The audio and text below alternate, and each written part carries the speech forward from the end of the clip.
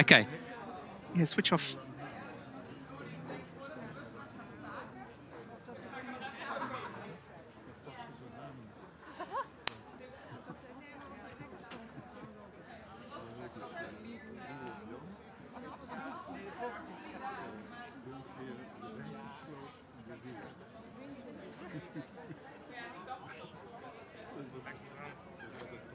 Hij komt eraan.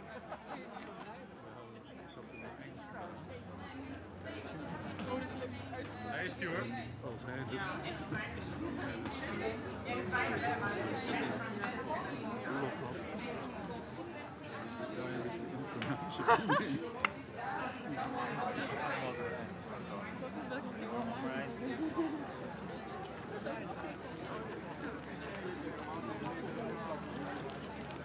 He's coming now. What I will do is once the king leaves with his entourage, I'd like you to come and fill down here. Otherwise, it's sort of empty. Okay, so now we have the king arriving. There he is. Okay. He's meeting people here. Fantastic. And he's walking.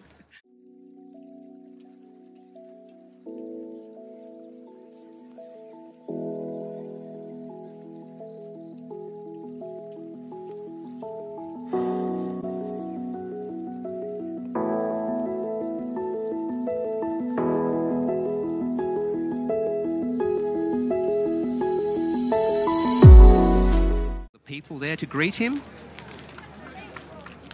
That's fantastic. All right, there he is with his entourage. In the entourage there, we have the Chamberlain, the King's Commissioner, and the Mayor. And now he's making his way towards the pavilion where we are here. Okay. Everyone's nice and excited, which is good. We're all excited for this event. Making his way up the blue carpet. Hello. Okay. Please be upstanding. His Majesty, King Willem-Alexander.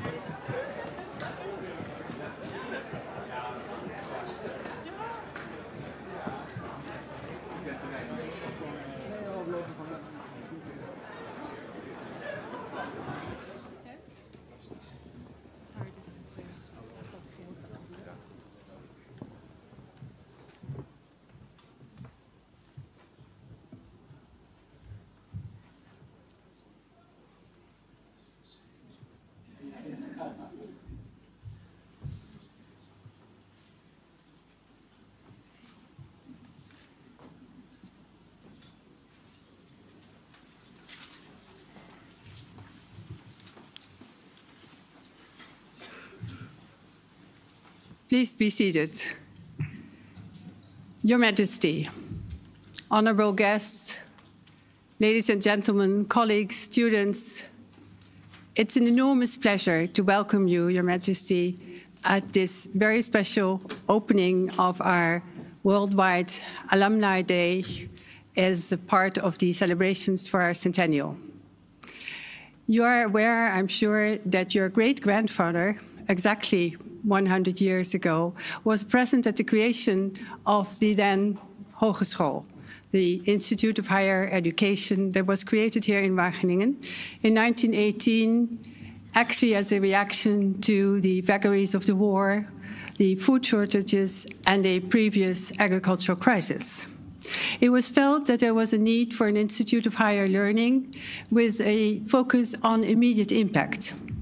And as of the beginning of our institution, the idea was always to marry the fundamental science with true applications.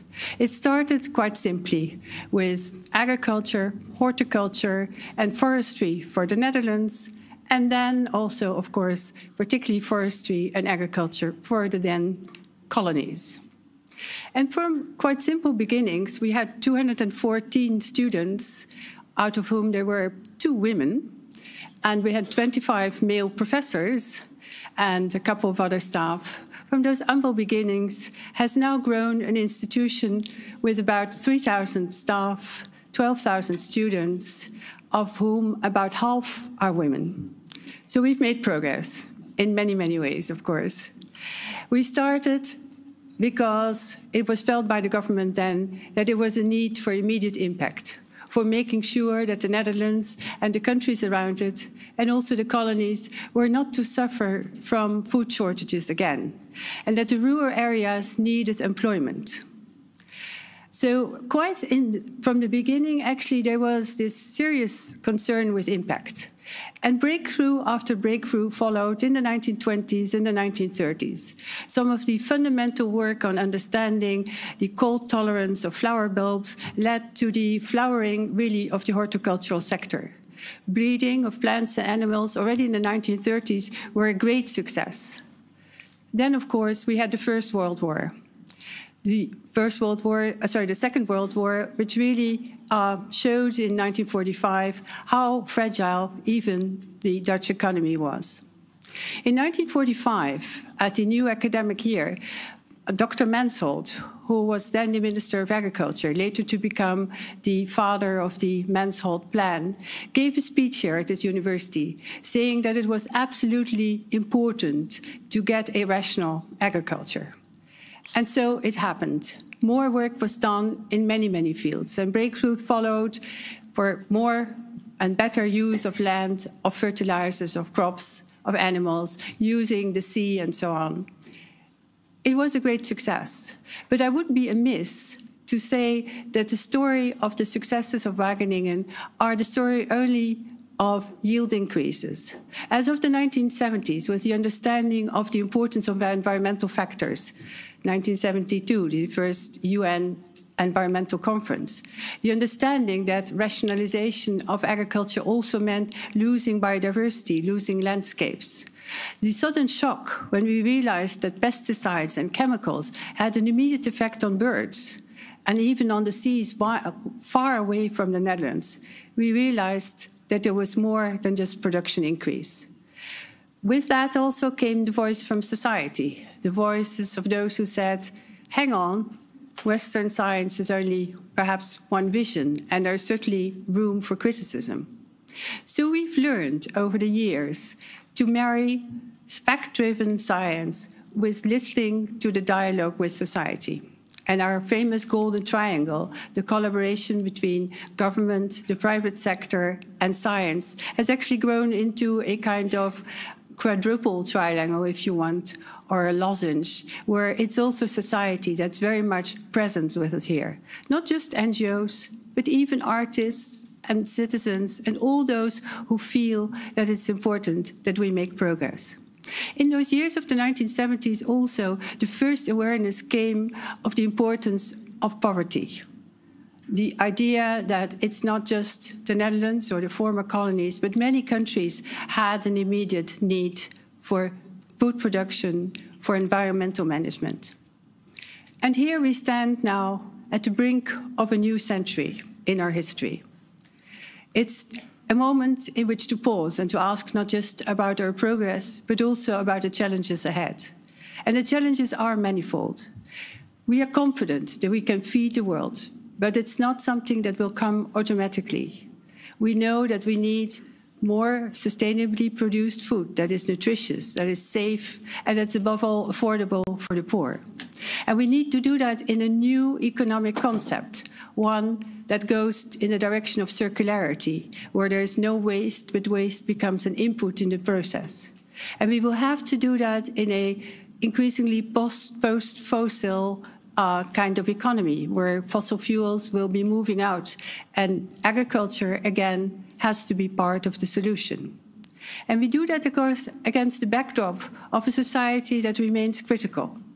But we stand here with confidence. We stand here with confidence not because of our past successes or because we know science can deliver. We know there are many breakthroughs just around the corner. Our understanding of bacteria, our understanding of genetics, the application of robotics, of artificial intelligence, of sensors, will make it possible to get much better fine-tuning in the food chain, especially in that complicated circular food chain. But we also know there are still many parts of the world where this will be a real struggle. However, we're confident. We're confident that it can be done, not because we are such good scientists or teachers, but because of the creativity of our alumni, because science always learns from the past, learns from its mistakes, and moves on. And it's that capacity of science to move in response to social questions, I think that is so important to us. And we hope that you, as the royal family, as you have been associated with us for so many times and have actually opened many of our landmark buildings, you will remain your commitment to development, to poverty alleviation, to food in the future. And perhaps one day, 100 years from now, your great-grandchildren will stand here and open another special occasion for us. So with these words, let me ask the rector, Professor Mol, to step forward and do some of the official opening of the new dialogue. Thank you.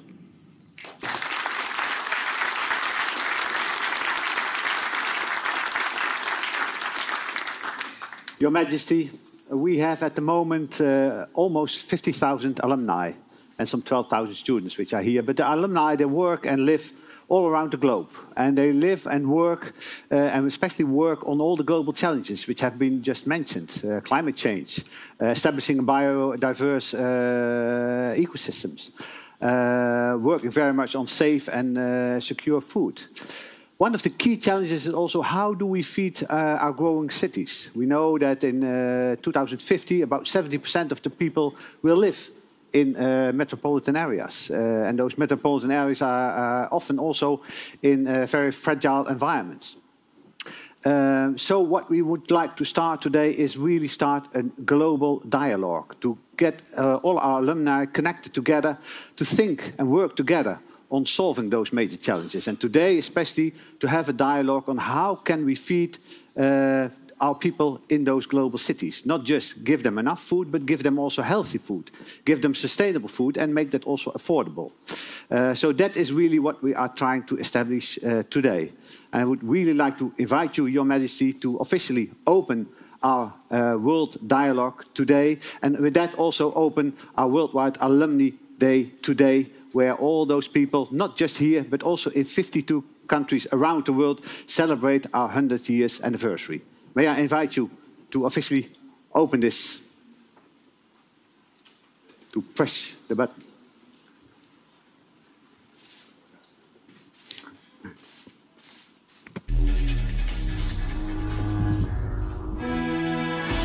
He is an expert in seed development and worked as a senior researcher at Wageningen Plant Science Group from 1999 to 2005. Live from Nanjing is Changming Liu.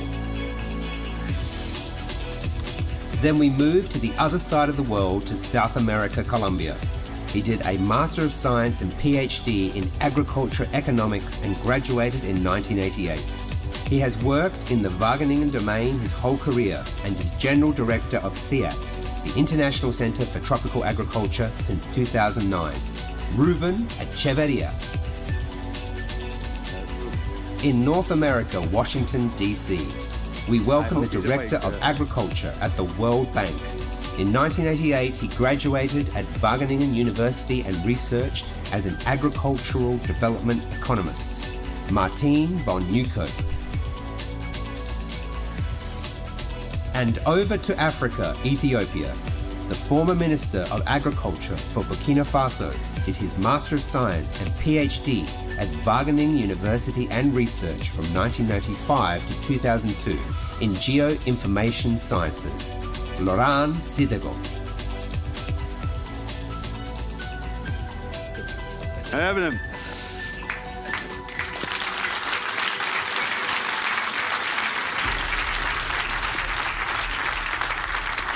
Thank you very much, Your Majesty, for officially opening this WURld Dialogue. I wish you and your fellows which accompany you a very pleasant day today. They will guide you through the entrance. Thank you very much for that.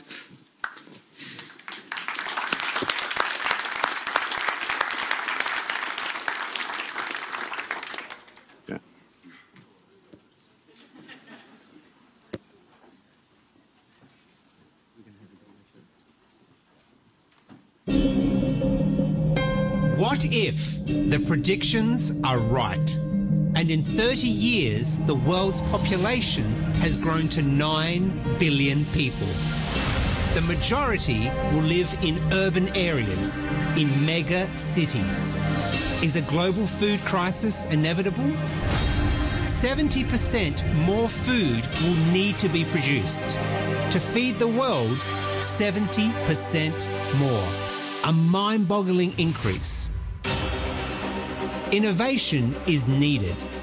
What are the solutions? Vertical agriculture? Hydroponics? And with obesity a growing disease worldwide, how do we make this food healthy and sustainable? Then there is the waste produced by these 9 billion people. How can we organise a circular system where waste can be reused?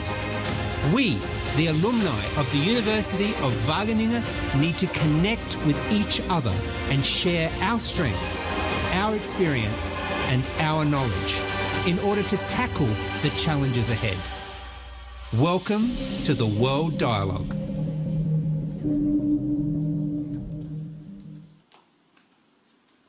Please put your hands together. Fantastic. Welcome to the WURld Dialogue. This is such an exciting event because here we have a problem to be solved. And you, the alumni of the university, are experts in solving problems. Is that right? Did I get that right? Can I hear yes? Yes. Excellent, thank you. So this is an exciting event. We've got lots of great people here at the university, but also we have wonderful people out there, if we can all just wave. We've got lots of people online, so I welcome you, the alumni who are now listening online. Please be part of this event, and this includes people in the room. You're allowed to switch your phones on back now. If you'd like to be part of the conversation, we have a Twitter hashtag, WURld100. So please do that. We will be having Twitter responses. And also, please, anyone who's listening out there, you can actually be part of the dialogue. So this is very exciting. We have a situation where we have problems that are there to be solved, and we have opportunities. And that, for me, I see is the key to this whole event, is that you, the alumni, have an opportunity to take leadership. And really, we need leadership. We need leadership in this time to move forward, especially since the megacities, the topic of discussion today, are becoming more and more prevalent. They're becoming more and more centres of where humans are. So, this is an incredible dialogue. We have our chairs from different countries. Perhaps we can actually hear them. Can you hear us in China? Yeah.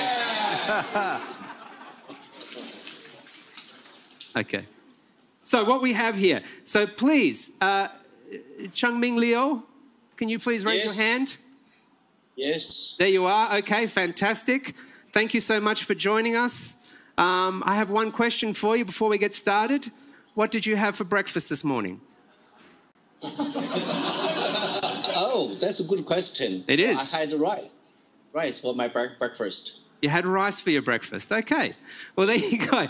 It's an important question, I think, because if you did fill out the survey, so a lot of the information that we're taking today is actually filled out by the alumni. A lot of alumni in this room filled it out, and hopefully people watching as well. And we actually asked that question. That was one of the questions, which I think is an important question. It's not only the most important meal of the day. Maybe we can move around. Now, do we have Ruben in South America? Yeah, I'm here, but the camera apparently is not operating very well. Oh, sorry, I just thought you were taking it very seriously. Okay, so... No, I am smiling. I'm sorry. That's okay. So the image we have of you at the moment is it looks like you've been told that your tax is late. Yeah, no, it's but that's okay. 5 a.m. in the morning. So what's happening is, obviously, we have solutions to be solved all the time. So this is one of the solutions that will be solved. But thank you, we can hear you very well. So thank you so much for joining us today, Ruben. What did you have for breakfast? Well, I had beautiful Colombian coffee and tropical fruits. Well, there you go. Does that sound like something you want to have in China? Yes, of course. Okay. It is good. You guys need to talk to one another. Okay. Thank you so much, Ruben. Thank you. And moving over to North America, we have Martin and his entourage. Hello. Hello, how are you doing? Yeah, we're wonderful. How are we doing? There you go. We're getting into it, getting to the spirit of things. What did you have for breakfast, Martin? I had for breakfast some yogurt with blueberries because they're in season, some orange juice, some coffee. And by the way, we're here with 15 alumni and friends of the universities who are all very pleased and proud to be here at this very historic celebration. So happy anniversary. There you go. A round of applause, please. Fantastic. So we've got some sustainable stuff there, healthy food, which is fantastic. And over to Africa. Hello. Ethiopia. Oh, this room is filled out. Hello, everyone. Now we have Laurent is somewhere in that room. Hello, Laurent. Look at that. Thank you. Fantastic. Did you have breakfast this morning?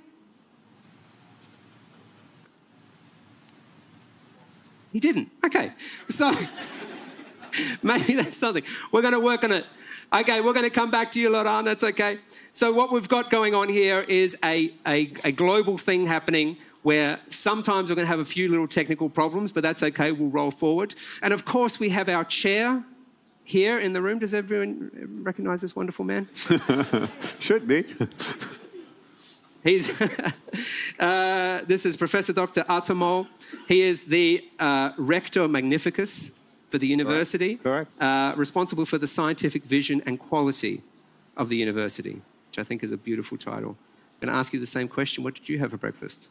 Well, maybe the first thing is I did have breakfast, which is not everywhere the case. And for breakfast, it was just a simple sandwich with marmalade. Right. And a coffee. There you go. Everyone coffee. Was it Colombian coffee? Yeah. Oh, I don't know that. There you go. Oh, I didn't check that. It's very popular. Yeah, it's coming up in China.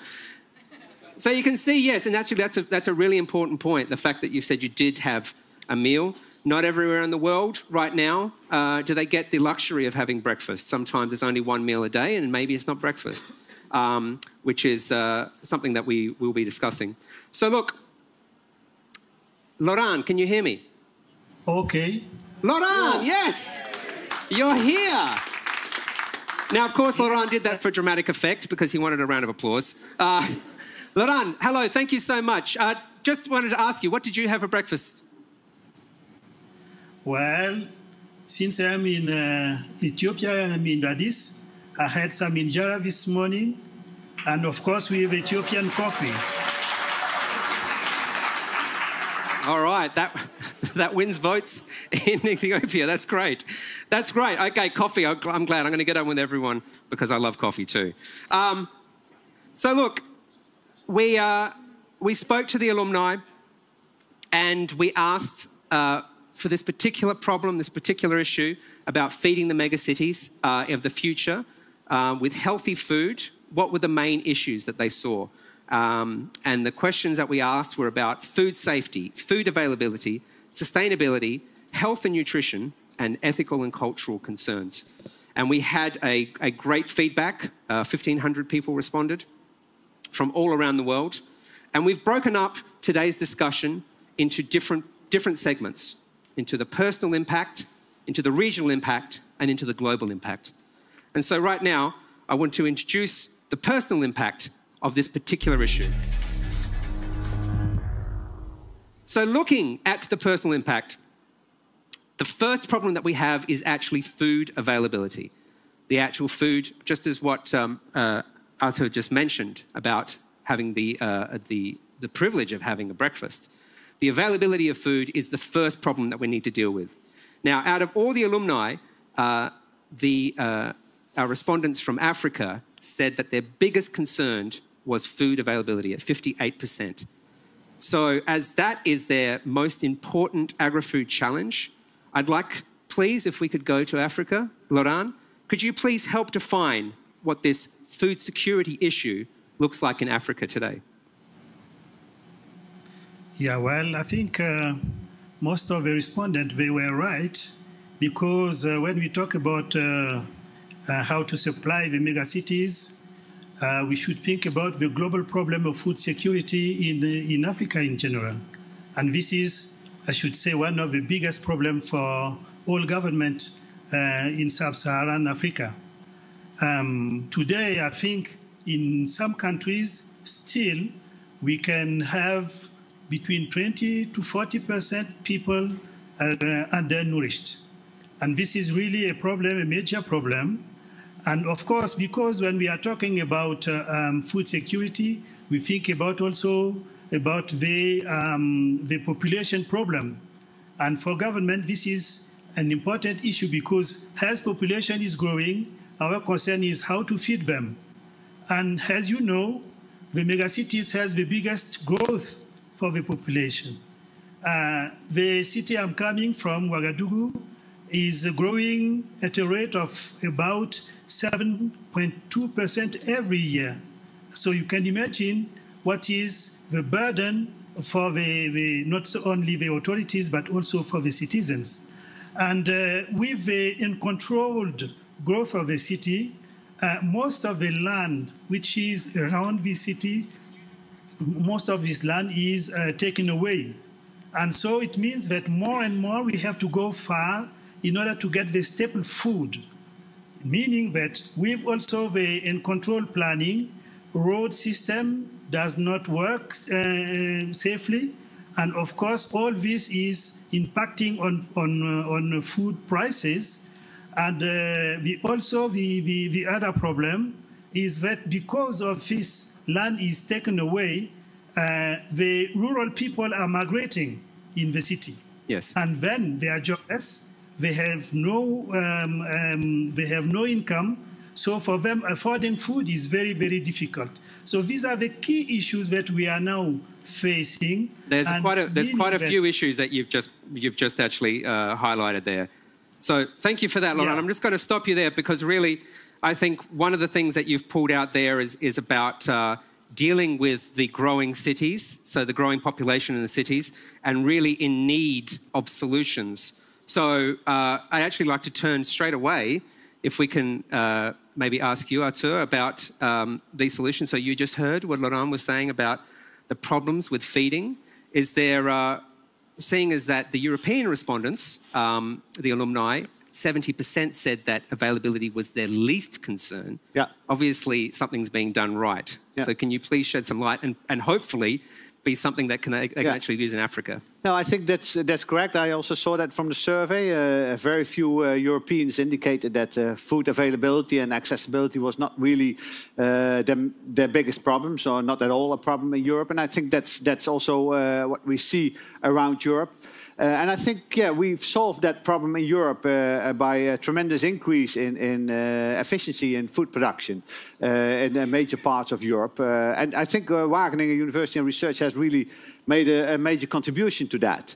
And I think one of the key things we are now entering to is not so much to just grow more food, but also do that much more efficiently. So to increase resource use efficiency in growing food, do it the same or even more, but with less resources. So more intensively, perhaps on less acreages, use less water, use less inputs, and with that being able to feed indeed the cities. And for instance, if you see how the Netherlands has managed to increase production of tomatoes, for instance, on per acreage. And if you compare that to the rest of the world, that's at least a factor 5 more. And if you then also see how the use of water per unit of tomatoes, that's usually a factor 15 less than they do, for instance, in the United States or in China, for that matter. So I think really the major challenge today, and I think that is also where we want to put our emphasis on and also contribute worldwide, is to have these lessons which we learned here in the Netherlands, and to see how can we also use those lessons and work together with our partners, for instance also with Laurent and his research systems, to also have that increase in productivity, but at the same time with less resources, with less land being used, and with less detrimental effects for the environment. Absolutely.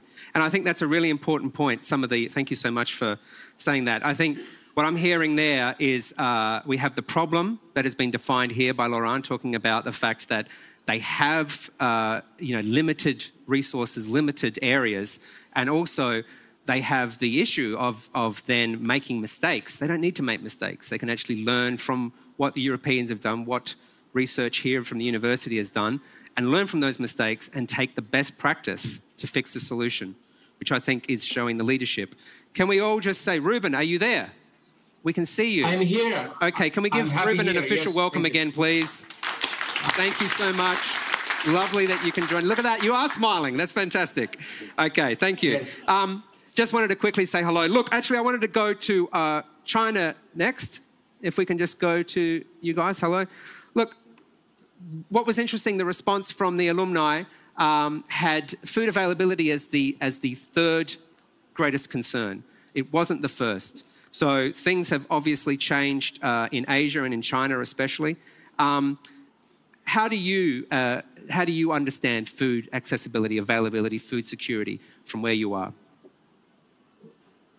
So China has 7% of the total arable land, which having 21% of the world population. So food security is always a big issue for us. But over the last 50 years, I think we mostly solved the problem by increase the yield of the major staple food, and also by breeding better varieties. So our current issue is that better, more nutritious food. But the people in my age will never forget the period of early 60s last century. We have a big disaster period, starvation period. Okay, so those things we should never forget. Absolutely. And from that, the solutions that have come now, I'm sure, are just so welcomed, but also poignant and focused.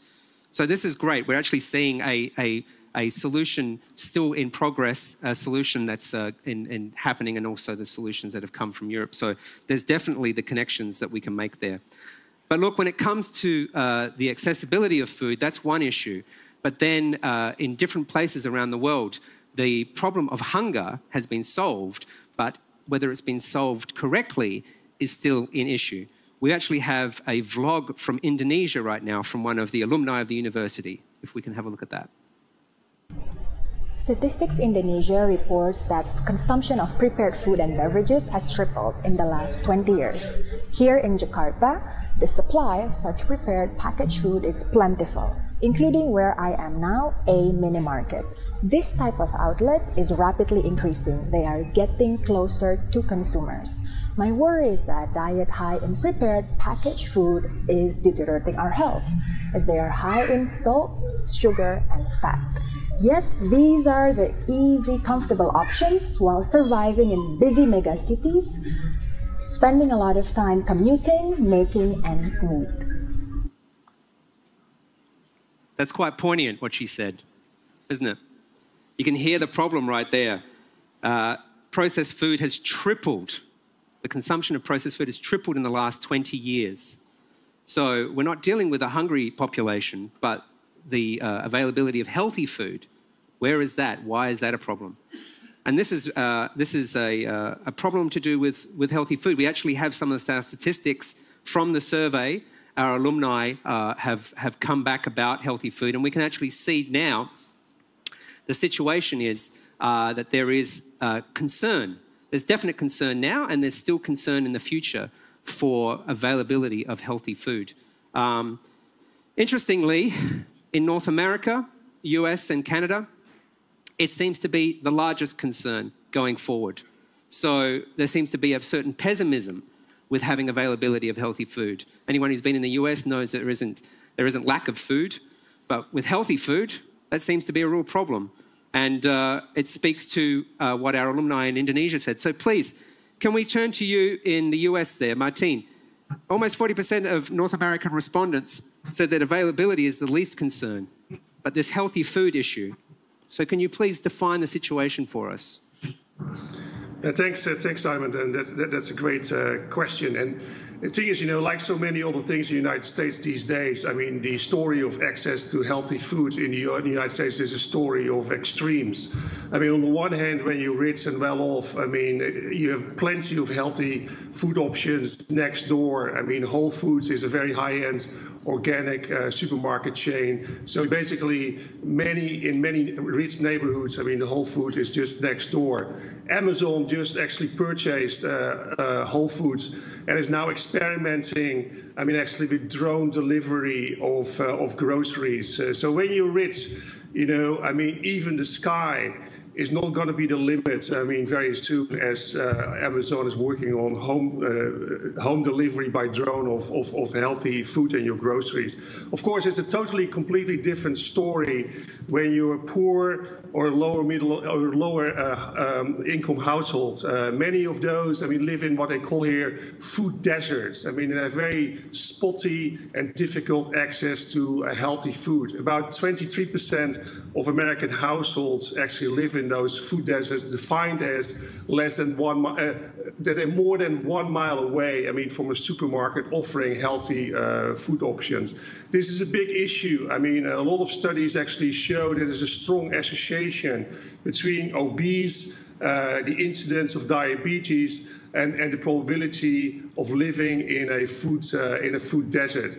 So if you want to address, I mean, the issue of access to healthy food in American cities, I mean, you need to actually focus on those people living in a food desert. And the good thing is that, and I'm sure we will discuss that more, there's actually increasing attention to that. A lot of programs are being launched to address that. The Milan Urban Food Pact has actually created a lot of energy and interest in that topic. But a focus on food desert is critical, I mean, for a more systematic approach on healthy food in American cities. Absolutely.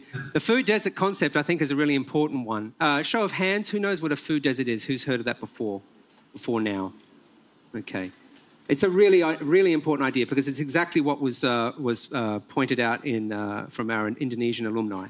So from lack of food to a food desert doesn't sound like a great solution, does it?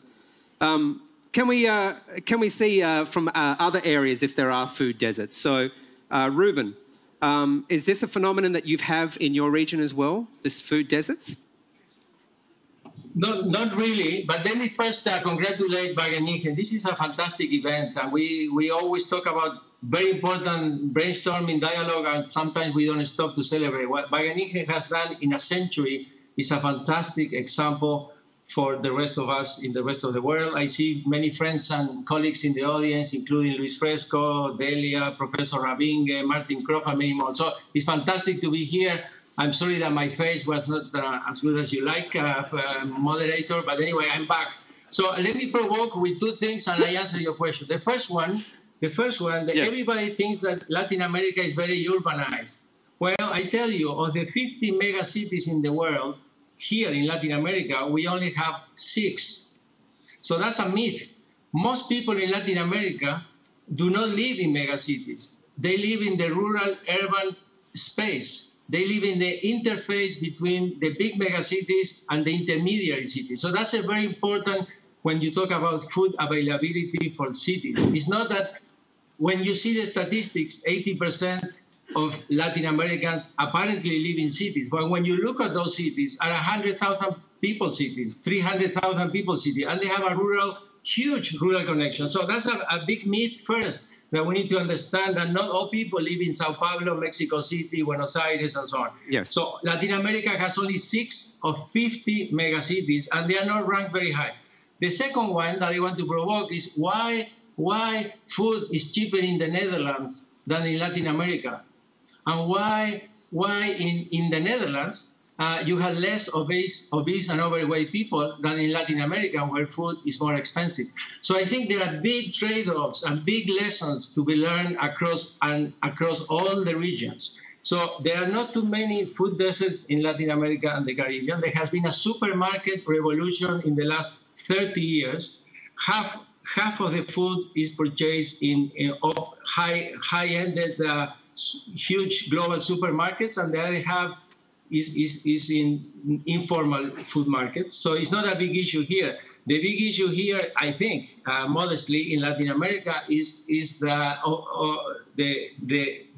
that food is not very healthy, that Latin America as a whole exports more food than the US, Canada, Australia, New Zealand all combined, and despite all of that, we still have hungry people. So it's a region of heterogeneity, it's a region of inequality, and it's a region of very low investments in agricultural research, extension, infrastructure, and public goods. So if we do a little more on the policy front, on the investments, I think some of these issues, I am an optimist, and I think most of these issues have a solution, but we need a little more thinking on that. Thank you. Okay, well, Ruben, there's a lot of stuff that you've brought up there. There is actually stuff that we'd like to come back to, talking about policy. At the moment, we're just focusing in on the this idea of the availability of food being healthy or not. And you did mention about there was an explosion of supermarkets. So the supermarkets with the unhealthy food, is that correct? No, the supermarkets, most of the unhealthy food is in both. It's in supermarkets and also in the streets. It's in the fast food chains. Is in all of that. So anyway, there is a lot there which is split. Not all the unhealthy food is in supermarkets. I would say perhaps it's the opposite. Okay. All right. Actually, we're going to go to a tweet right now. We'll see if there's something that we can... Do we actually have a tweet?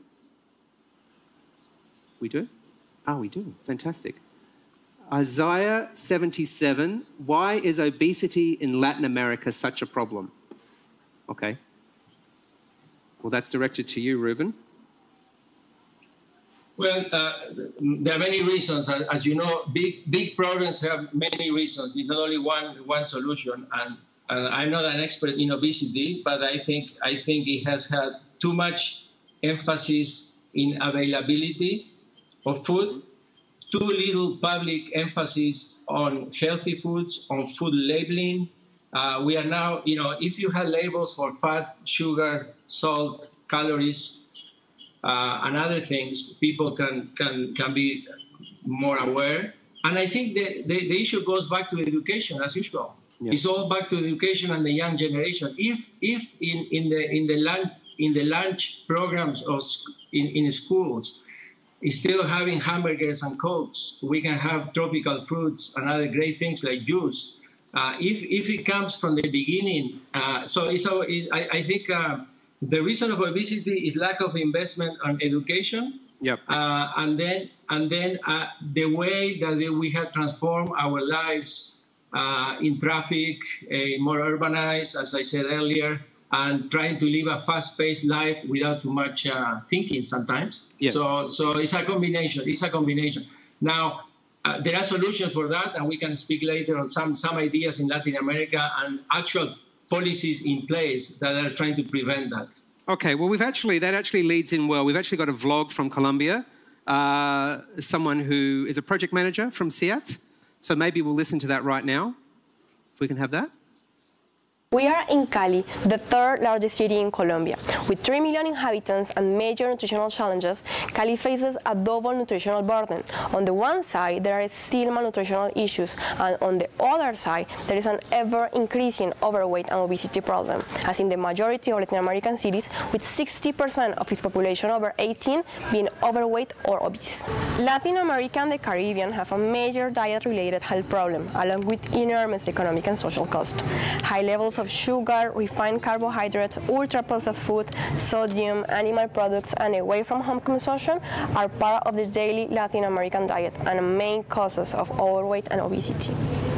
Government programs and policies and changes in the culture of food preparation and eating are needed and a priority to face this public health issue. Okay, so we've actually we're highlighting a problem there that hopefully we can discuss more about with policy. If we just wrap up this section, I think the problems are, of course, they're deep and they're complicated. Just looking at how some of our responses have gone, I think if we just look to some of the wins and some of the things that are happening, I think especially with what you said, Artur, about the increase in yield and better use of circular systems in agriculture. It's obviously something that can be used everywhere. When we have the food chain come down to problems with the supermarkets and also where the availability of food is outside of, you know, the general, say, legislated system, if it's like just buying food off street and markets. I think the quality comes down to a lot to do with the way the food is being produced. So I definitely think that there's something that we can learn from there. But I think now we should be going into the regional way of dealing with the problem. Can we now move from looking at how it actually impacts the individual and looking to say how we can actually look to solve the problem together as a regional thing? So let's actually do that now. So, Ruben, I was wondering if you could speak to this. One of the interesting things that in my research for this is that in Latin America, there is the introduction of a sugar tax. Could you speak to that? Paradigm all over the region. That's why I'm still a big optimist. People are really aware of all of this. It's changing very, very fast, and thanks to civil society and many others. It's not only about the public sector or the private sector. So in Mexico, a few years ago, I don't remember exactly when, but recently, I think it's about 5 years, they imposed a tax, a small tax, or relatively small, of about 10%, to all of these sugary drinks. Mexico has the highest obesity rate in Latin America. And consumption, of course, went down. It's a very simple measure. As we tax, our countries tax tobacco, cigarettes, alcohol, why not taxing bad food? So that's a concrete example that I'm sure has been replicated in many other parts of the world. Of course, it confronted a lot of lobby from the private sector and a lot of issues. So that's one measure that is going, I think, very well. The other one is the food city councils. There is a lot of actually, I'll just hold you there, Ruben, because I think we can get to that just in a moment. Because I just want to focus on that sugar tax, because I actually think, who here in the room thinks that that's a good idea, sugar tax on the consumer? Very interesting. I'd actually like to jump here, if we can go to the US. Do you think that a sugar tax is actually something that could work in the US, Martin?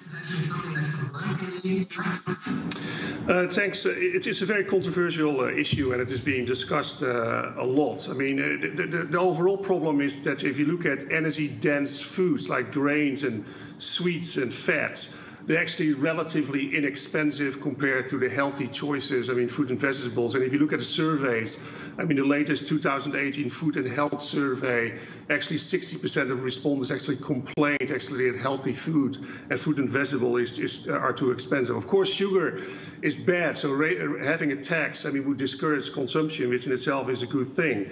But there are two considerations, I think, that are important. One is, I mean, if lack of income prevents low-income households to buy healthy foods, I mean, raising the taxes on the food that they already consume, I'm wondering to what extent that will improve access to healthy foods. I mean, that's one. The second is, you know, the fact that those high energy-dense foods are cheap is also a result of government policy. You know, if you look at the subsidies in the United States of, you know, between 95 and 2013, we have some data. About 20 billion, almost 20 billion of subsidies were spent on corn sweeteners, corn starch, and soy oils, while only 0.7 billion was spent on fruit and vegetables. So it's also a policy-induced problem that high energy dense foods are very cheap. So that needs to be addressed as well. So for us, I think it's part of a package, but that package should also then make sure that lower income households have better access to healthy foods, and we need to do something about the prices, and maybe those subsidies should be redirected, I mean, from the high energy dense foods, I mean, to the more healthy options. And there's definitely scope, if you look at the public expenditures and the subsidies in the United States, to make that happen. Absolutely. So that problem is basically what spells out what I can hear from that is the fact that in the US the policy is for unhealthy food. If there's a subsidy for these energy-rich ingredients, then really the government is saying, well, that's what we want people to be having. But surely there has to be a better way around this. Perhaps if we move to here in Europe, a sugar tax, is that something that would work here to put the onus on the consumer? Well, I think a sugar tax, that can very well work. But I share the view of Martin. You have to look at what are the effects on different groups in society. But you also have to design a sugar tax well, I think. And we had one in Denmark, but there was a lot of cross-border effects there. So people start to buy these kind of sweet drinks with a high sugar content in neighboring countries. So then it doesn't work that well. Okay. And it might also be that if you put the tax rather not so much on the end product, so put the burden at the consumer, but put them a little bit up front in the value chain, at the producer side, then you innovate a little bit more innovations at the producer side, rather than putting the burden too much on the consumer. So that might be a different way of using such a sugar tax. Okay. And well, a sugar tax, I think it works quite well because it's quite a generalized problem. But on all kind of other diseases which are related to food, you might need a much more personalized approach. So what we now call on personalized nutrition, for instance, where you indeed look much more carefully at the individual and try to design a dietary advice, if you want, or dietary interventions, much more related to the specific characteristics of that individual. We all know that colon cancer is very much related with some people to eating red meat. That doesn't count for all. So you might indeed design much more a personalized diet for such kinds of people which are very vulnerable to this kind of cancer types. And that counts also for all kinds of other diseases. And I think that's a nice and new direction of research, where at least here in Wageningen University and research we work a lot upon. So we need the generic measures, but we also need for other diseases which are related to food and food system, food intake, much more precise, personalized interventions. Yeah, absolutely. I think that's quite interesting there, talking about the sugar tax on the producers. Rather than the consumer, so you're actually driving innovation. Maybe if Which they did, by the way, in the UK. So it's not an invention here from Wageningen, but it's actually done now. So it's recently introduced in April. Okay. Well, sorry for that. That's okay. If we look at the sustainability, what we have here. So we're going to move on from the sugar tax and the problem there with the quality of the food, and move on to another major issue that the alumni came back with about sustainability. If we look at the respondents, the concern, and so we still have, well, it's a huge concern in North America, South America, and Europe, and it's going to continue to be.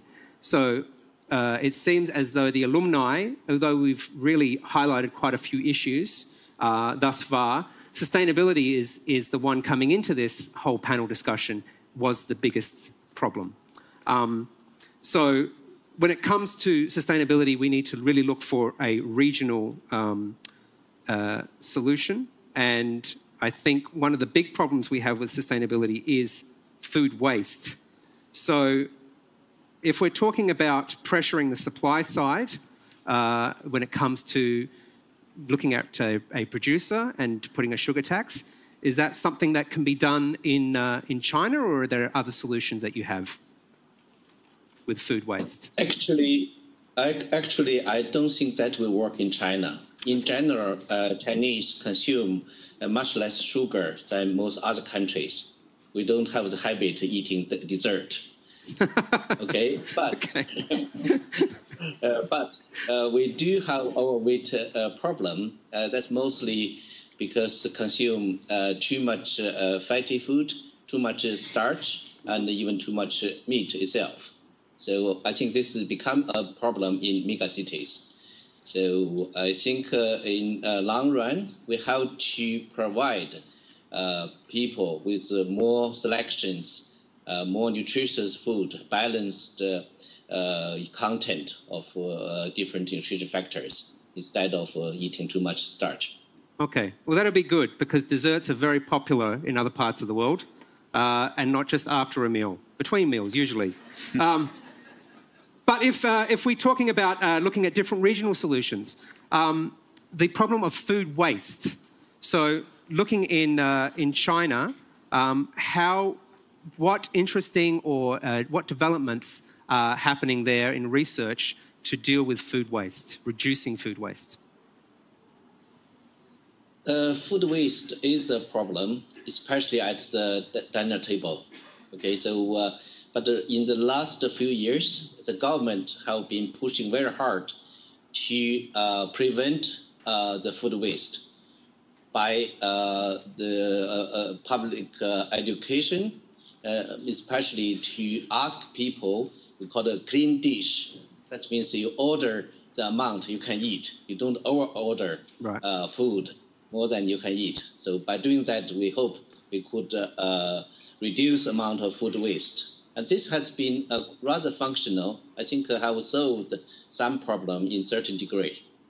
Okay, so you're talking about like an education to stop people from feasting, from banqueting. Okay, I've got you. Do we have a Twitter question at the moment? Is it? We do? Okay, let's hear from our Twitter audience. Simone Ritzer from the Netherlands. 60% of the people overweight in Colombia. That was a question. Is there a difference between people who do and don't cook at home? Interesting. Okay, 60% of the people overweight in Colombia. Is there a difference between people who do and don't cook at home? All right, Ruben, what do you say to that? Well, I don't cook at home, but I tell you, the answer, I think, is quite clear. Most people that cook at home are less overweight, clearly, because you enjoy producing, cooking your own food, and you purchase your own food quality inputs to produce all of that. Now, time has shifted, and people have less time, so everybody's kind of rushing in this marathon. So I think that tweet is right. Most people who do not eat at home are, of course, much more induced to be overweight, particularly if they're rushing over food or they're eating, lunches at work, looking at their computer and many other things. So that's a trend. I agree, that's a trend. And since I have the microphone, I think the food waste is not a major issue in Latin America yet. Most of the research shows that the food waste is much more at the retail and the restaurant level in developed countries, and in developing countries is much more on the farm, on the production side, on the post-harvest, pre-harvest losses. So it's not the food that is lost, but it's the potential to produce much more food. We have a big loss in Latin America, which is not on food waste, but the big waste is on land. We can have much higher yields in less land. Right. So think about the waste on land, the waste of water, if we are much more efficient through agricultural research and other means. So there are other issues. Food waste is not yet as apparent as a big issue in Latin America. So we're talking about, thank you for that, Ruben. So we're talking about a dimensional problem there with food waste. It's not just the consumer, we have the production side. And I think Laurent, did you want to say something at this point about that? Yeah, well, I should say that regarding our problems, food waste is not yet an important one, but for the cities it starts being addressed, because more and more what is recommended is to link it to how to transform it into organic or fertilizers, so that we can improve urban agriculture. But this may be a question that we can raise a little bit later. Some other solutions that people are more and more digging in is that how we can make the use of the waste to transform it into energy. For instance, biogas, or even transforming it into electricity. In some cities, we have some experiences where we have some of the proposals which are now coming more and more. All right, well, so that's a big point there, talking about a circular system. So making sure that the food waste is not just not usable afterwards. And I think Europe leads that quite a bit. Can you just highlight some of those solutions? Yeah, I think what Laurent put forward is very valid. I think we need to take care that indeed we build much more circular system throughout the whole chain. But I think what we need to improve a little bit more to keep food in the food circularity. So I think we are at the moment too easily going to circular systems where we use all kind of waste from either primary food production or processing, etc., and directly use that for, say, less high-value applications. I think we need to build, and I think research is there up front. We need to move into that to keep, say, food and food waste into the food circularity. And, for instance, use, indeed, food waste, indeed, for animal feeding, or not directly throw it to burning, or indeed fertilizers would be a very good idea. So I think that kind of circularity we are very much into need. Absolutely, and yeah. Not to quickly go to low-value applications with our food waste. Yeah, and I think in the Netherlands, I know that there's a great leadership with dealing with plastic-free food production or food sales. So there's actually some supermarkets selling food without plastic, and so that's something. There's some leadership there. But to be honest, I think we are not really leading. Kenya was, for instance, which is quite remarkable, and also a lesson to be learned. Yeah. Kenya was much more quicker with banning all kind of plastic bag where you pack food in. So I think we can also, from the Netherlands and from Europe, learn a lot of these kind of innovations from other sides of the world. Okay, you said Kenya? Kenya, yeah. Okay. There's a point over there for Africa. Thank you. That's fantastic. Do we have another tweet? We have another tweet in the line? Oh, we do. Okay. Hans Winkels, discussing pro and cons on sugar tax. Why not focus on incentives to stimulate consumption of healthy food, like tax-free vegetables and fruits? Okay. Maybe we'll go to the US. Martin, is that something that you think would work in the US? Well, I mean, I think anything that works actually to get a better level playing field between the kind of the cheap bad food and the healthy food would work. So right now, what I said earlier, I mean, government policies are actually creating this uneven playing field. So I'm all in favor, as I said, to redirect, I mean, public expenditures that are now supporting the kind of the unhealthy food towards the healthy food, and it can be done in a fiscally neutral way. And since you have the microphone, Simon, yes. Food loss and waste indeed is also a very big problem in the United States. Mm-hmm. As Ruben was saying, unlike probably in Latin America, where a lot of the food loss is happening on farmers' fields and post-harvest, 60% of the food loss and waste actually is at a consumer level, at a retail level. Actually, I was shocked to learn that the average American family spends about $1,500 a year on food that they actually throw away. I mean, that's quite a staggering number. So there are all kind of actions being taken to address that.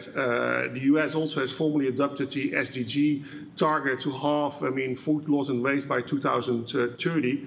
Reducing food loss and waste is one stream or one pathway. A lot of emphasis there also on marketing. If you go to a Whole Foods supermarket now, you know, they sell ugly tomatoes. I mean, that used to be thrown away. Actually, now they're actually more expensive. There's a lot of confusion about food date expiration labels that are being addressed. Also, recovering food waste by linking to food banks, I mean, is an area of attention. Although there is kind of stigma, there are kind of legal issues, being in the United States, quite a litigation culture.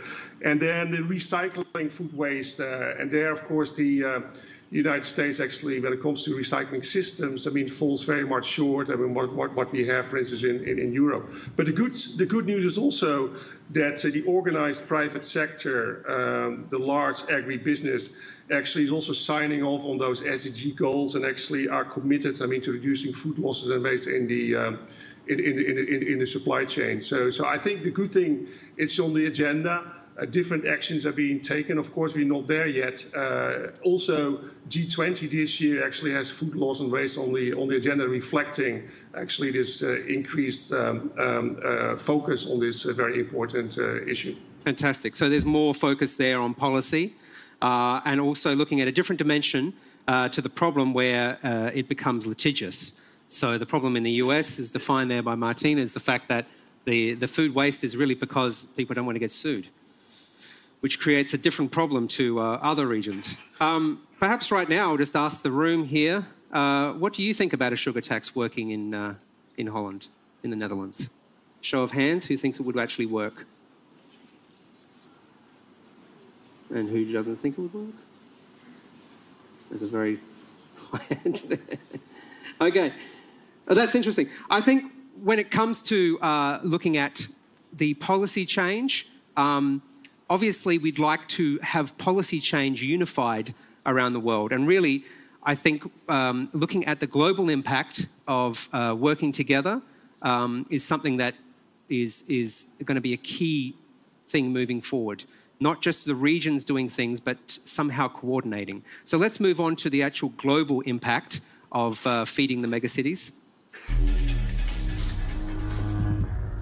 And so we're going to go back here to Latin America. Ruben, talking about some of the things that you've brought up, if you could please, so some of the problems are that 50% of the world's population living in urban areas, and that's going to go further up to about 70% in 2050.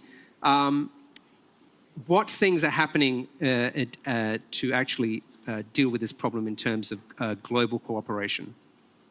Okay, let me put it in positive terms because I think it's very important for the alumni of Wageningen and also for the young generation that should be coming into agriculture and food systems quickly. We don't have a lot of problems. We have a lot of opportunities here for the new generation to come into this and help. For example, in Latin America, there's much more awareness on the connection between agriculture, nutrition, and health, not only just production agriculture. Big opportunity there to work from the nutrition side, to think about agricultural research from the nutrition side. Somebody asked a question, why not have tax-free vegetables and fruits? That's a great idea. If you look at the price support today in Latin America or globally, most of the price support goes in the wrong way. Instead of going into public goods, it goes to support prices of some food that is not very healthy. Anyway, so there is a lot of big policy issues. The other one that is a good opportunity before we move out of waste is on recycling and waste. And there are a lot of young entrepreneurs in the Netherlands or in Europe or in the US who could make a lot of money using ICT technologies and other things to really think of a business to recycle food and waste in a different manner. So I am concerned because I'm getting old, that the young generation think that agriculture is a bunch of problems. It's a bunch of opportunities. It's a huge opportunity. For example, if I answer my own question that I asked half an hour ago on why food in the Netherlands is cheaper and you are less overweight than in the rest of the world, if I go back to try to answer my question, it's because you have a fantastic way for 100 years, thanks to Wageningen perhaps, on combining good policies with good investments in infrastructure, agricultural research, extension, and on businesses. Agriculture is a business, and all of this should be seen not only as a public policy issue, but as a business that we should transform into having a healthy food, bad nutrition into the good ones. That could be a great business. So I see that as a combination of better policies and much better business opportunities. Part of the policies should be to open up and let markets work much better on these opportunities. Yeah, I think to that point there, we're actually going to go to one of our vlogs, because that's a great point that you bring up, the fact that globalization obviously is something we need to work with. And so it's not just policy, it's policy working with multinationals. We actually have a vlog from here in the Netherlands that talks about that from one of our alumni.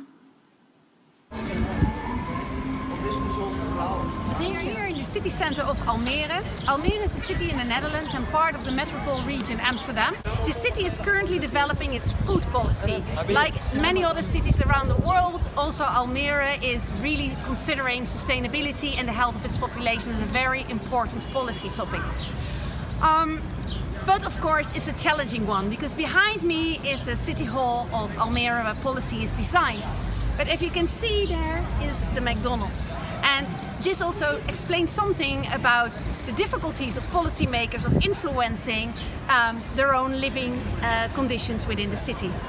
Now, one of the great challenges also for Almere is that it has more than 150 ethnicities. And you have to provide for all these different types of ethnicities food that is not only sustainable and healthy, but that also aligns with the tastes and preferences of all these different groups in the population. Yeah. So look, that's very interesting. Touching on what Ruben said about tax-free healthy food, if we go over to China, is that something that would actually be able to be enacted? Do you think that would be supported? So, because it obviously has a health dimension there. Is that something that could actually happen in China? You mean the nutrition? Well, just looking at actually taking the tax off healthy food, so motivating economically so people will eat more healthy food. I think that could be a good idea. So if we could reduce the cost of more healthy food, let's say, for example, milk. Chinese people consume much less milk than the rest of the world, but that is important for the young people, especially in those rural areas, have the access to milk, for example. Yep. So I think the policy in this regard will help. And also, is there an opportunity for innovative techniques to stimulate people having more healthy food? There's many things can be done for education. We need to educate people what is the meaning of healthy food. So this is currently is a big problem. So, for example, people tend to eat pure white bread. So whole grain, of course, is much more healthy, but those things need to be educated to, especially to the people in the city. Okay. Well, maybe is that something in the US as well? Talking about education, how much can educating people actually enact change? What do you think, Martin? Education just on its own. Education just on its own. No, I mean, this is mentioned indeed. I mean, that education is part of the equation. You know, it is not one silver bullet. I mean, that will improve access to healthy food. It's a package of availability. I mean, getting rid of the food desert. It's education. It's, of course, also income. I mean, the minimum wage being a living wage. A lot of discussion in the United States. But going back to the, what Ruben said and what Chu Ming said on subsidizing healthy food. I mean, the WHO, has done actually some calculations, with 2 billion people being obese and 1 in 12, people in the world, affected by diabetes. The health bill and lost earnings over the next 2 decades is about $47 trillion. So that's a huge amount. And to the extent, that subsidizing healthy food could prevent, those health and lost earning costs. There's a very sound economic case, I think, for considering subsidizing healthy food and switching those public expenditures away from the bad and unhealthy food. Yeah. So again, seeing a situation where we've got putting pressure on the multinationals. Actually, we have a tweet now, if we can go to that. Victor Yifter, can fasting be a positive factor in food availability and safety, healthy food? In Ethiopia, almost more than half of year days are fasting days, no dairy and fatty foods. Can fasting be a positive factor in food availability and safety? Interesting. Laurent, I see you smiling. What do you think about that tweet? Well, here in Ethiopia it is the case, but it's not the case in all over Africa. So I think maybe here, because of the fasting, it can also help to solve some of the healthy food problems. But I think in general for the rest of Africa, the problem is not the same. Because, as I said in the beginning, the problem is first availability. And, but of course, we are more and more aware of the issue of health. And today, our ideas is bringing more policy on how to regulate the use of food, because we see that more and more there are some health disease, food disease, brought by unhealthy food. So we need better regulation. We need also a lot of public awareness, because most of the public, they are not aware that eating some type of food, a lot of fat, a lot of sugar, a lot of salt, it can bring a lot of health disease. So this is very important for us to now set up a number of regulations. Okay. Okay. I think we actually got quite a bit there. I'm hearing a lot about public awareness education. There seems to be a lot of pressure on the actual consumer to change their behaviour. If we can... So what I think we should actually do... Sorry, we're just dealing with some technical problems here. What I think we should do is actually look to perhaps new techniques. So if we're dealing with problems with the consumer, not being able to choose healthy foods for either economic reasons or availability reasons, what agricultural techniques, maybe Arta, can you take this? If we're dealing with feeding the world, is there ways that we can make that healthier through technology? Yes, sure. Of course, we are, I think, in a situation where technological developments are really moving quite rapidly forward in all kinds of directions, which really help throughout the whole food chain. So from primary production, where we have all kinds of new precision agriculture, for one, is of course great new technology where we increasingly move forward, because our ICT and our sensing technologies, our robotics are tremendously increasing.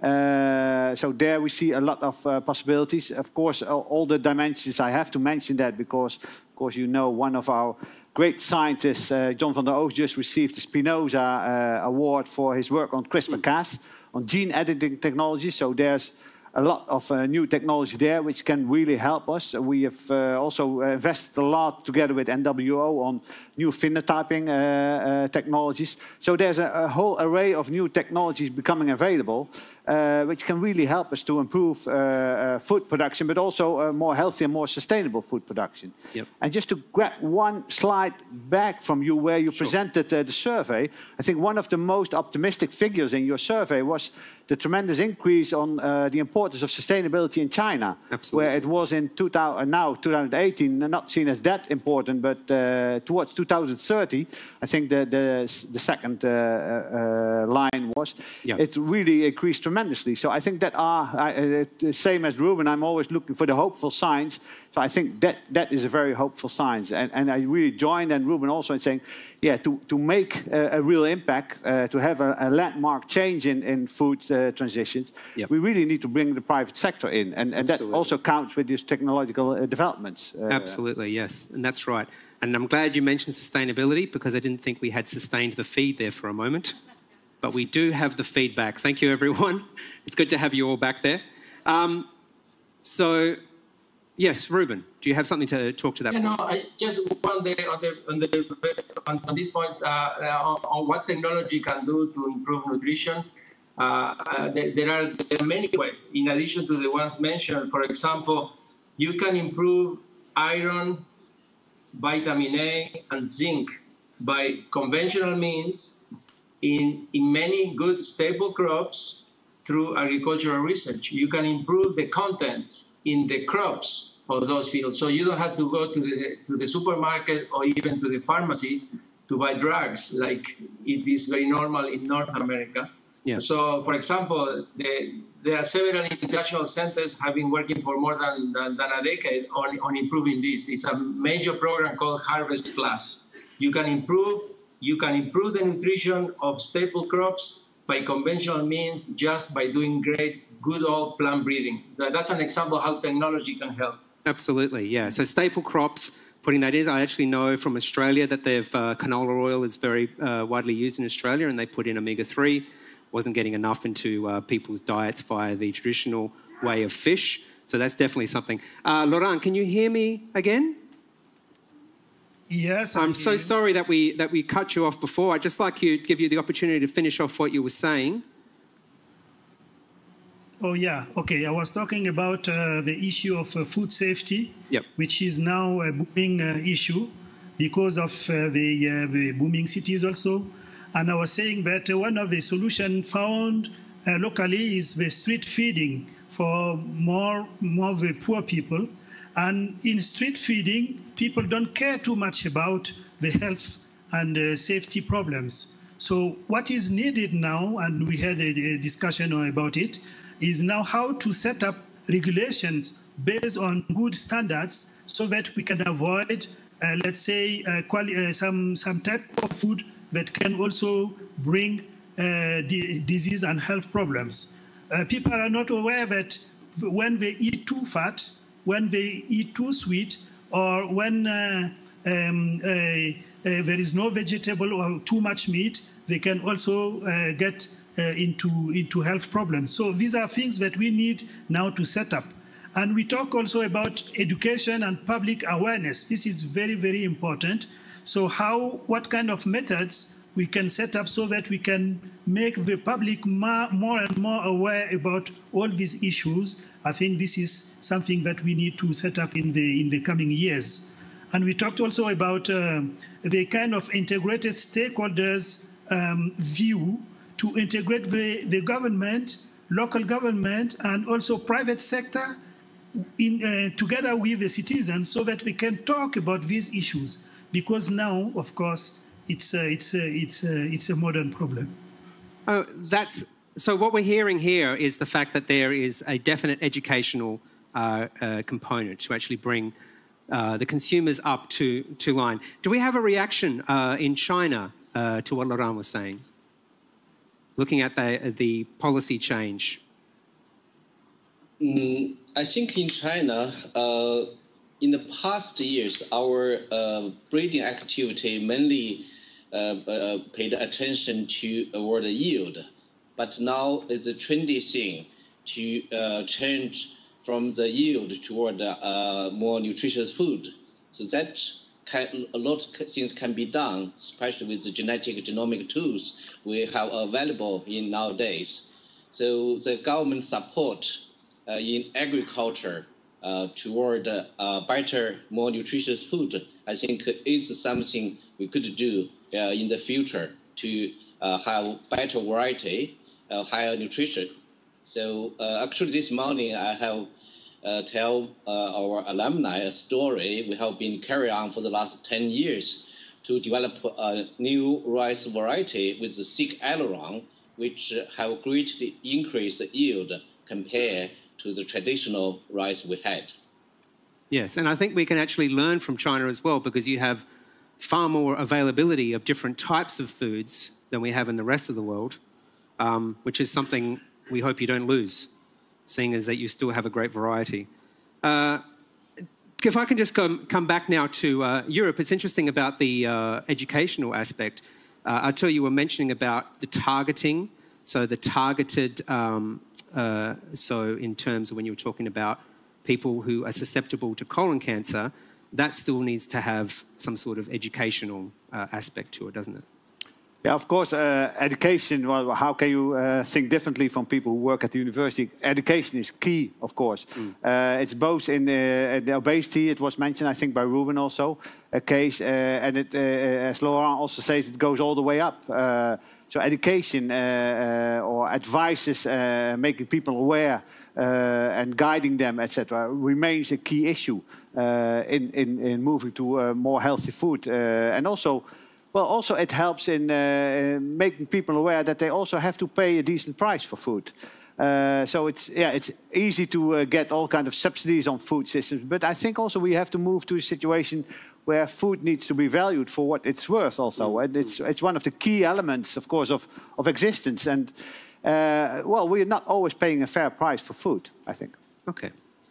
So that's still that aspect to it. But I think it's interesting when you're talking about the, really in terms of the educational side of things, I mean, when you're talking about targeted food and food, telling someone that they can't eat meat because genetically they're not, it's not a good thing for them. I mean, you really need to have a smart education program behind that, because it really sounds like the way we deal with athletes, telling them that they can eat something or not. So there's more there's more sponsorship for athletes available. I think we're actually got another tweet.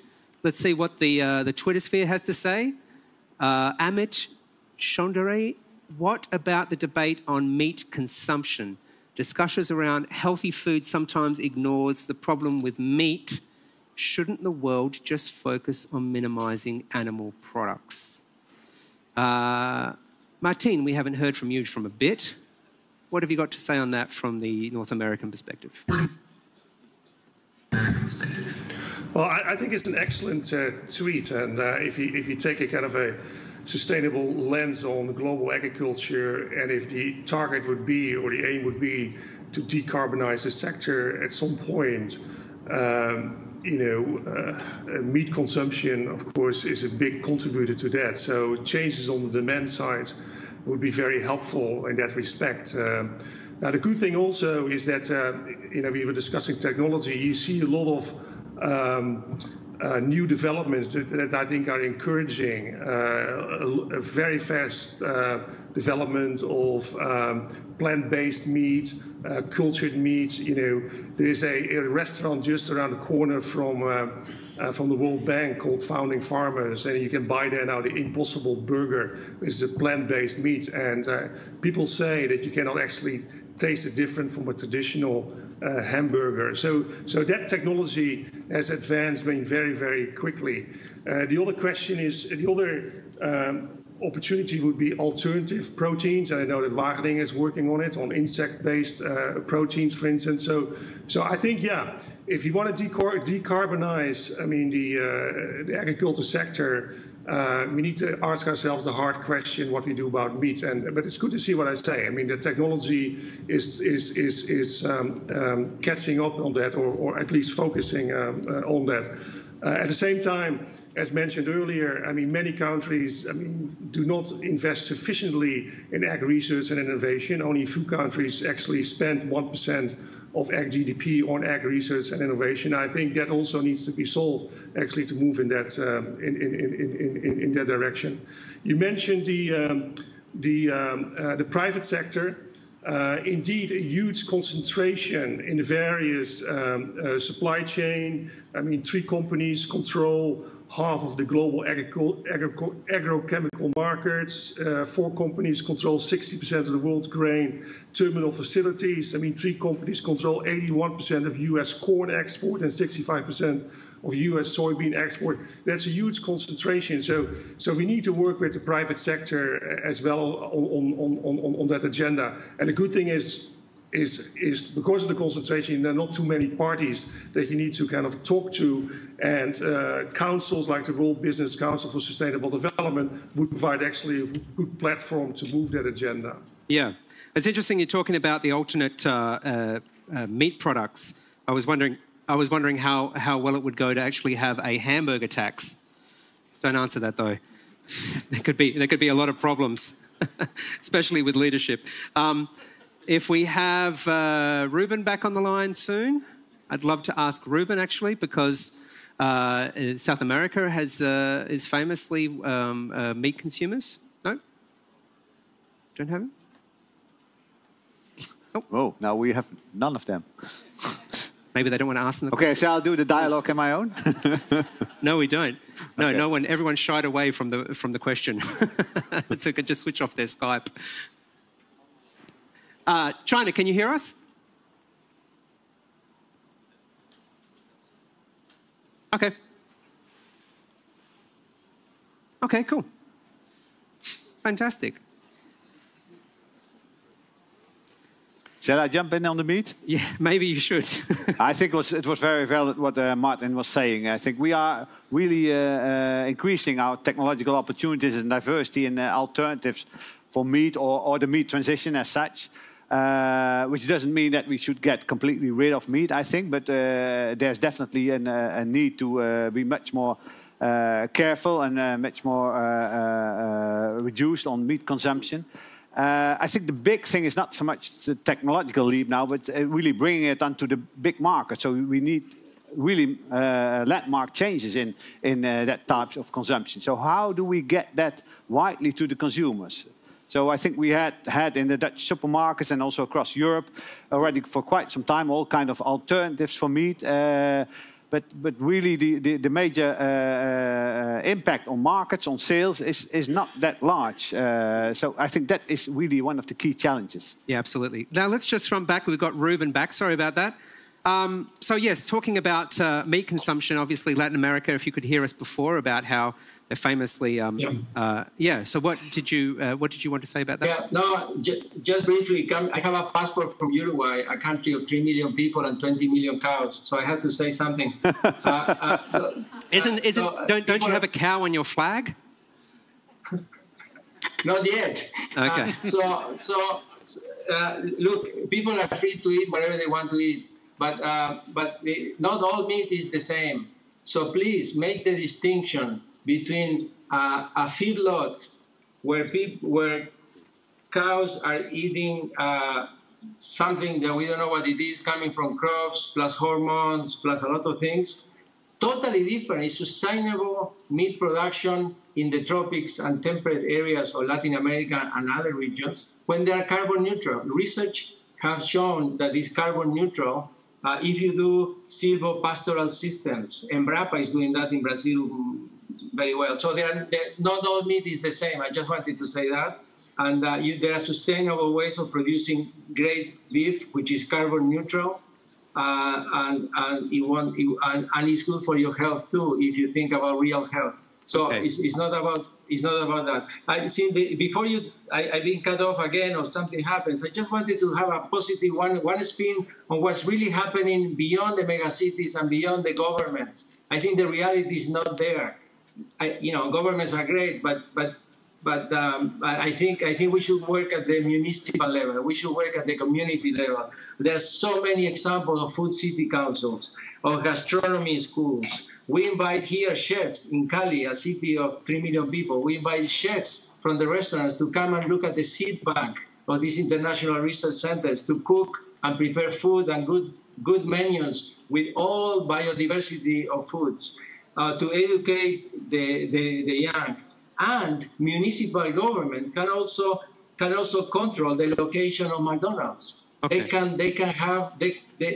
can do many things on policy at the local level. So let's not forget the local level. Thank you. Absolutely. Thank you, Ruben. Okay, we're going to just go to Laurent. Did you have something to say about that? So we're talking specifically about meat consumption in Africa now. Yeah, I think I can see it from 2 points of view. First, scientifically, of course, I think, yes, increasing the production could, of course, bring a lot of problems, as we know that it's consuming a lot of space, and also it's a source of high carbon emission. So from this perspective, of course, I think it's worth it for us to reduce the meat consumption. But when we look at it in the perspective of Africa, let's consider that we still have an imbalance on meat consumption. So I think with urban agriculture and peri-urban agriculture, we can develop all kinds of breeding techniques that will bring more meat to the consumers. When I think about poultry, for instance, or breeding rabbits and so on, I think these are type of breeding that we can introduce into urban agriculture, or even in our countries, like in the Sahel, we have breeding techniques to grow goats or sheep, to fatten them very quickly so that we can put them into the market at lower prices, which is affordable for the population. So these are the two perspectives. So from the scientific side, we need to be careful, but on the policy side, we need, especially from urban agriculture, we need, I think, to develop all kinds of methods and techniques. Absolutely. So look, at the moment, actually, we're running out of time. There's so many issues that have come up, and there's so much to say. I think at this moment, what I really need to say is that even though we're stopping now, this conversation is just getting started. So I really encourage all of you, the alumni, to be connected with these guys, with everyone here, for everyone who's watching. This is the beginning. So now the onus is on you to keep the momentum going. You need to stay connected. And the university has provided the platform for that to happen. So over 7,000 WURld alumni are actually going to be able to still be connected via the URL you can see, www.wurconnect.nl.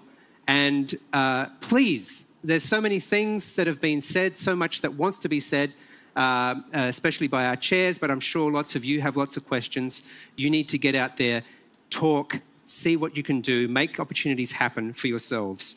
In terms of what the university is doing, excitingly, Wageningen is actually having a Sustainable Development Goal Conference towards Zero Hunger, Partnerships for Impact. That's going to be on the 30th and 31st of August this year.